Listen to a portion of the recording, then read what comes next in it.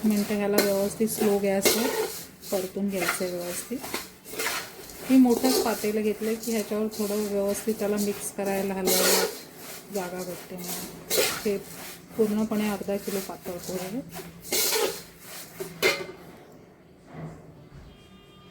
बघा आता आपले पोहे व्यवस्थित भाजून झालेले आहेत 5-7 मिनटं झाल्यावर. हे बघा कसे कुरकुरी आवाज येतोय.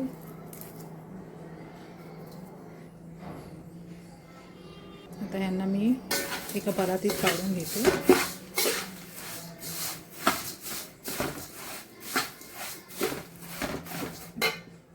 परत एकदा तेल टाकलं आणि तेलात मी आता शेंगदाणे सोडते.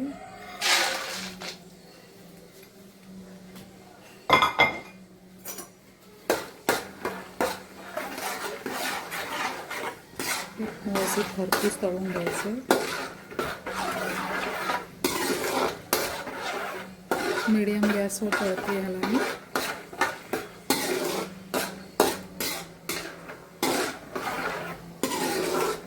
मुलांना घरचा उत्तम नाश्ता आवडत असतो ना. आणि चिवडा हा तुम्ही कधी 12 महिने खाऊ शकता.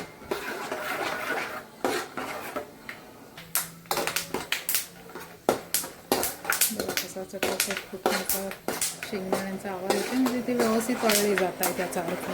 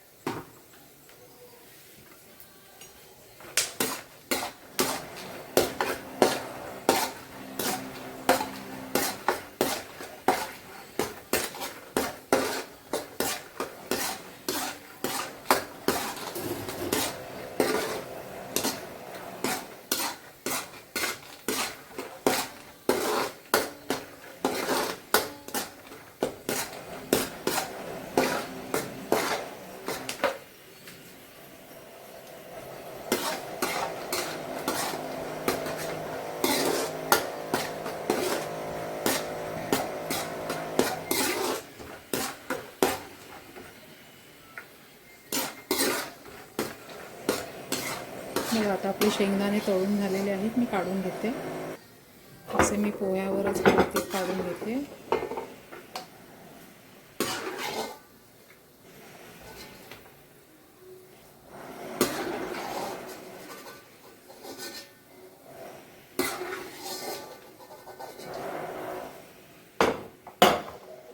आता आपले शेंगदाणे तळून झालेले आहेत. आता मी सुकं खोबरं तळत आहे.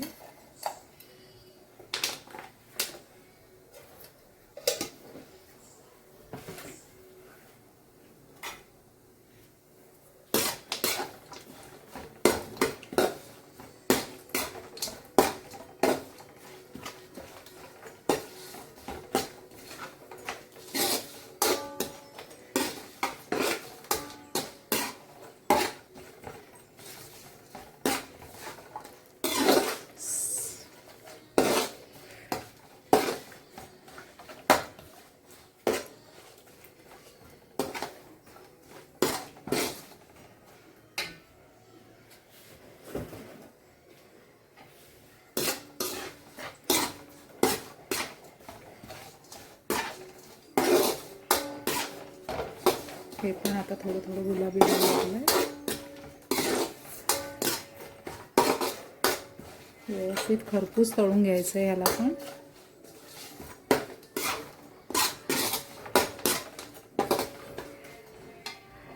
बघा आता आपलं व्यवस्थित खरपूस तळून झालेलं आहे. आता हेही मी काढून घेते.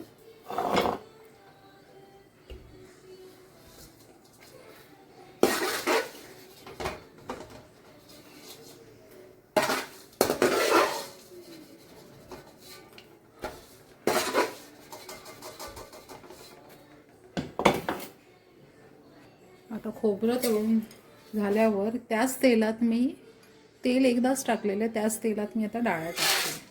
चिवड्याला फारसं तेल लागत नाही.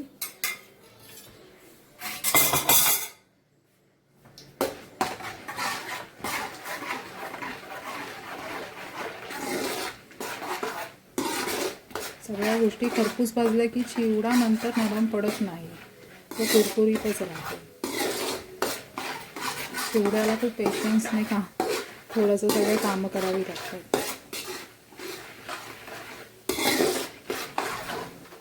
सगळ्या गोष्टी मी एकदम स्लो गॅसवर तळलेल्या आहेत. चिवडाही मी स्लो गॅसवरच भाजलेला आहे, तरच आपला चिवडा महिनाभर कुरकुरीत राहू शकतो. हे पण आपले व्यवस्थित भाजून झालेले आहे. तर काढूया. ह्याला थोडंसं फेस येतो डाळ्या तळताना, पण असे व्यवस्थित ते काढून घ्यायचे. बघा आता डाळ्या तळून झालेल्या आहेत. आता मी ह्याच्यात हिरवी मिरची आणि ठेचलेला लसूण गावठी आहे, त्यामुळे त्याचा पूर्ण पाकळ्या निघत नाहीत.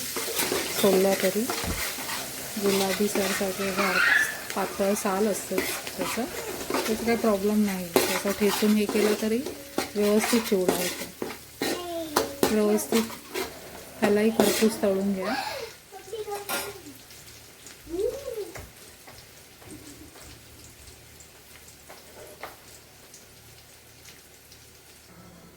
बघा ह्यातच आता गुलाबी रंग आलेला आहे लसूणाचा. व्यवस्थित खरपूस भाजून घ्यायचा आहे.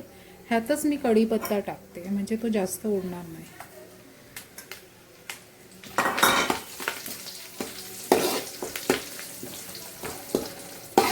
मी लसूणी चिवडा बनवते म्हणून मी लसूण टाकलेला आहे.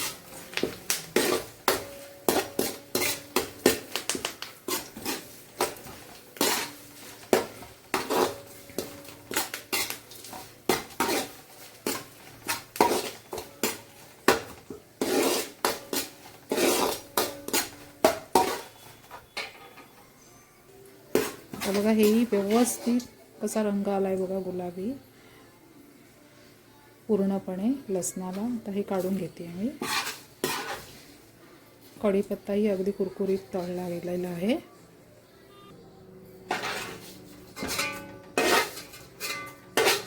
आता बघा एवढं तळून सुद्धा किती तेल उरलेलं आहे, पण मला एवढं तेल नको आहे आता मिक्सिंग करायला. आपल्याला आता राई, जिरे आणि तीळ फक्त ह्या दोन तीन गोष्टी राहिलेल्या आहेत.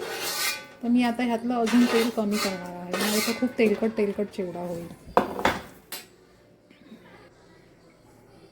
बघा फक्त मी 1 चमचाच तेल घेतलेलं आहे, बस एवढंच पुरेसं आहे.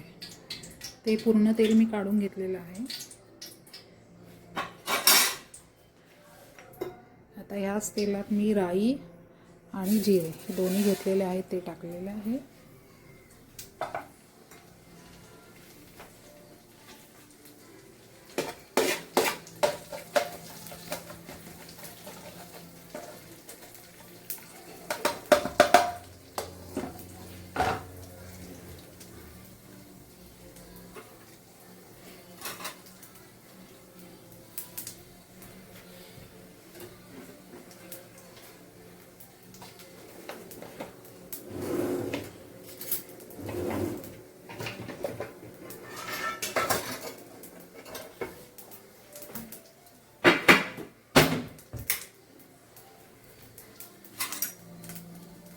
बघा आता राई तडतडण्याचा आवाज येतोय.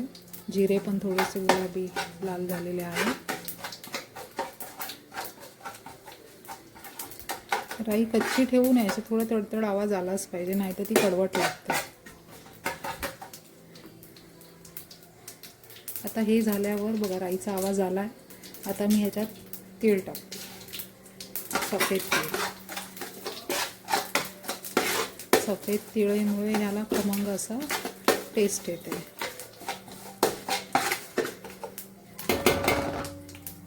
आता ही तीळ टाकल्यानंतर मी ह्याला 2 चमचे आपले जिरा पावडर,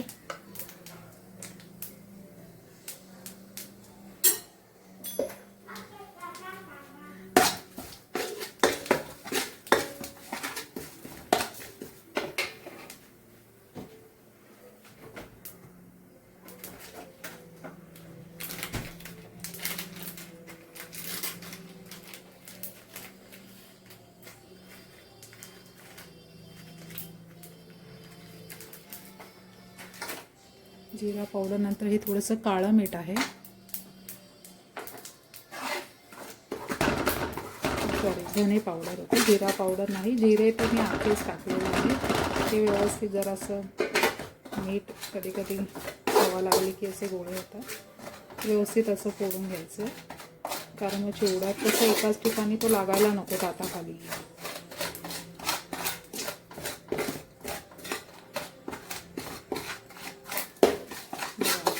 कमी तेलात किती व्यवस्थित झालेलं आहे बघा. आता हे असं झाल्यावर हे सगळं जो चिवडा मी तयार ठेवलेला आहे ह्याच्यात मिक्स करते. तिथे मिक्स करूया. पण एक गोष्ट राहिलेली आहे,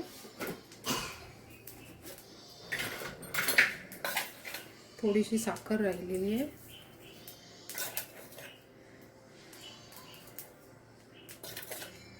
तीन चमचे साखर टाकलेली आहे.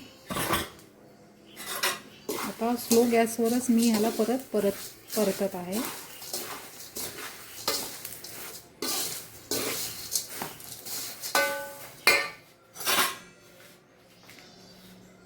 आतापर्यंत पूर्ण चिवड्यात मी 1 चमचा पण मीठ टाकलं नव्हतं, फक्त काळं मीठ टाकलेलं होतं 1 चमचा. आता हे पांढरं मीठ टाकते, बस होईल एवढं, कारण चिवडा आपला अर्धा किलोचा आहे ना.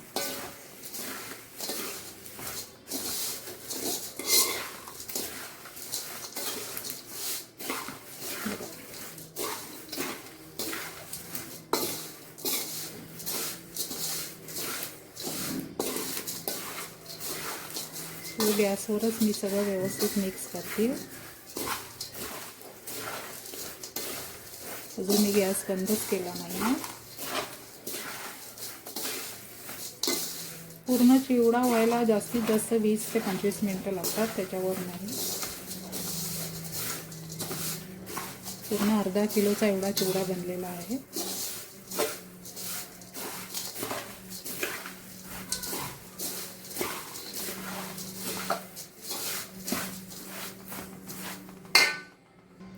तुम्हाला लक्षात आलं असेल का, बरेच जण असं सगळे भाजून घेतात आणि मग मिक्स करतात. मी गरम गॅसवरच का सगळं मिक्स केलं आहे, मीठ आणि साखर, की कधी कधी त्याला पाणी सुटतं आणि आपला चिवडा नरम पडू शकतो. त्यामुळे मी गॅसवर असतानाच मीठ पण आणि साखर, पिठी साखर हे मिक्स केलेलं आहे, की आता ह्याला पाणी सुटणार नाही आहे आणि आपला चिवडा महिनाभर कुरकुरीत राहू शकतो.